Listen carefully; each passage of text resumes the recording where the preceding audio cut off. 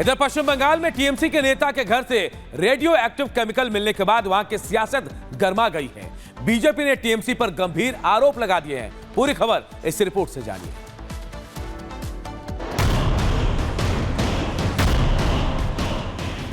साजिश की शंका, किसकी मंशा? देश विरोधी काम कौन दे रहा अंजाम? साजिश वाली सोच, डीआरडीओ में अप्रोच। पश्चिम बंगाल की नक्सलवाड़ी से आई एक खबर ने सबको सन्न कर दिया, सोचने समझने की शक्ति को सुन्न कर दिया, सख्ते में डाल दिया उस मंशा ने जिसपे साजिश की शंका नजर आती है। दरअसल मामला क्या है पहले समझ लेते हैं।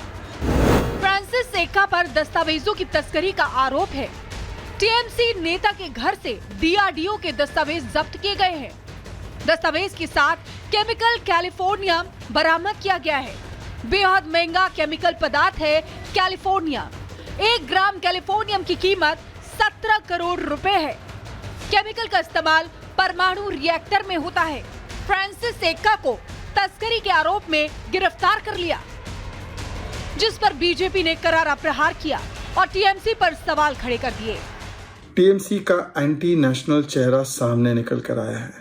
टीएमसी के एक नेता के घर से रेडियो एक्टिव मटेरियल जो बहुत ही डेंजरस और संवेदनशील और कुछ राष्ट्रीय सुरक्षा से जुड़े हुए डीआरडीओ के संवेदनशील कागज मिले हैं। ये कागज राष्ट्रीय सुरक्षा से जुड़े हुए हैं। कैसे ये कागज वहां पर पहुंचे, कैसे ये मटेरियल वहां पर पहुंचा, कैसे वहां पर किसी को भनक नहीं लगी, क्या ये मिलीभगत है या ये इनकॉम्पिटेंस है, जो भी है टीएमसी पर बड़े सवाल चिन्ह खड़े होते हैं। आखिर ये कैलिफोर्नियम क्या है जिसे लेकर इतना बवाल मचा है? तो आपको बता देते हैं कि कैलिफोर्नियम एक परमाणु रसायन है जिसे अमेरिकी वैज्ञानिकों ने खोजा था। अल्फा कणों के साथ क्यूरियम पर बमबारी कर खोजा। ये एक लचीली मुलायम धातु जैसा है जिसका उपयोग परमाणु रिएक्टर में होता है, मेटल डिटेक्टर और रेडियोग्राफी में होता है उपयोग। बहुत महंगा होता है कैलिफोर्नियम।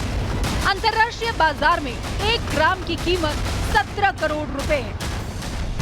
अब टीएमसी नेता की देश विरोधी ये गतिविधि सोचने पर मजबूर करती है और स्थानीय प्रशासन की कार्यशैली पर सवाल खड़े करती है कि ये लापरवाही है या जानबूझकर मिली भगत के चलते मामले को इग्नोर किया गया।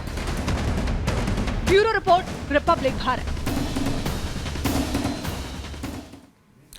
इधर सीरिया में विद्रोहियों के कब्जे वाले इलाके पर रूस ने एयर स्ट्राइक किया है और इस एयर स्ट्राइक में उन इलाकों में सब कुछ तबाह हो गया है। पूरी खबर इस रिपोर्ट से जानिए।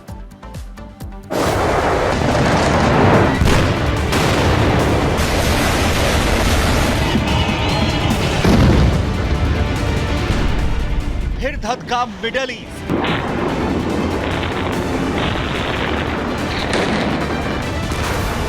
सीरिया में युद्ध किया।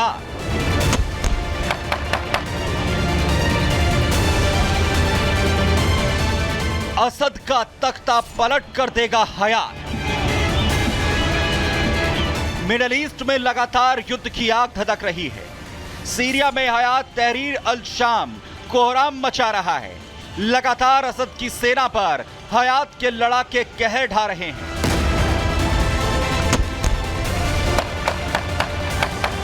दोनों तरफ से लगातार बारूदी बारिश जारी है। एचटीसी का हमला इतना खतरनाक है कि असद की सेना लगातार पीछे हटती हुई नजर आ रही है और विद्रोही गुट लगातार हावी हो रहे हैं। हालात ये हो चुके हैं कि अब तक हुए हमले में अलेप्पो और इदलिब शहर पर लगभग विद्रोही गुटों का कब्जा हो चुका है। असद सरकार को एयरपोर्ट से लेकर स्कूल और अस्पताल तक को बंद करना पड़ रहा है। हालांकि लगातार असद की सेना हयात के लड़ाकों को जवाब देने में जुटी है।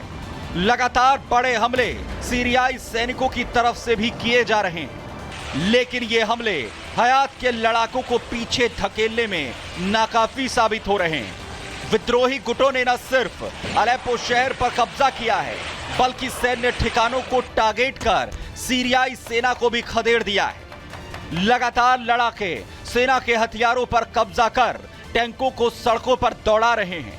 अलेप्पो के जैसा हाल इदलिब का भी है। जहां पर भी लगातार विद्रोही गुट हावी हैं। लेकिन जिस तरीके से इस हमले को किया गया, उसके बाद लगातार रूसी सेना का साथ सीरिया की असद आर्मी को मिल रहा है। रूसी सेना की तरफ से विद्रोही गुटों पर बड़े हमले किए गए हैं, लेकिन रूस की सेना लगातार इस हमले में सीरिया के साथ खड़ी रहे, ये संभव नजर नहीं आ रहा, क्योंकि वो लगातार यूक्रेन के साथ युद्ध में उलझा है। वही असद सरकार और उनकी आर्मी के लिए दूसरी सबसे बड़ी मुश्किल ये है कि उसका दूसरा सबसे मजबूत साथी ईरान और हिजबुल्लाह भी इस वक्त उसका साथ देने की हालत में नहीं है, क्योंकि हिजबुल्लाह अब इजराइल से मुंह की खाकर बैठा है। वही ईरान की हालत यह है कि वो युद्ध में असद की मदद करे या फिर इजराइल के साथ चल रहे कोल्ड वॉर में खुद को मजबूत करे।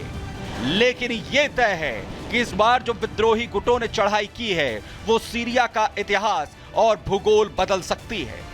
Bureau report, Republic Bharat. इधर रूस और यूक्रेन की जंग के बीच पुतिन ने बड़ा बयान दिया है। पुतिन ने साफ कर दिया कि अगर नौबत परमाणु हमले की आई तो वो पीछे नहीं हटेंगे। पूरी खबर रिपोर्ट में देखिए।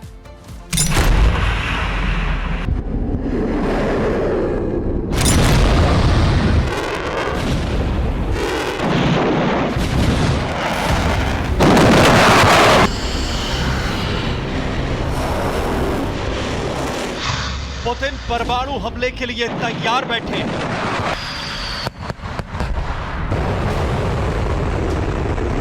उधर जेलेंस्की घबराए हुए हैं। यूक्रेनी राष्ट्रपति जेलेंस्की की नींद उड़ी हुई है और पुतिन भड़के हुए हैं।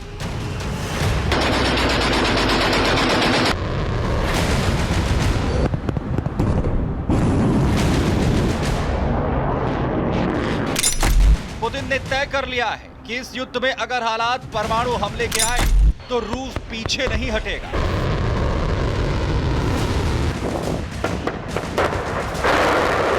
अब से पहले भी रूस ने जो भी कहा है वो कर दिखाया है।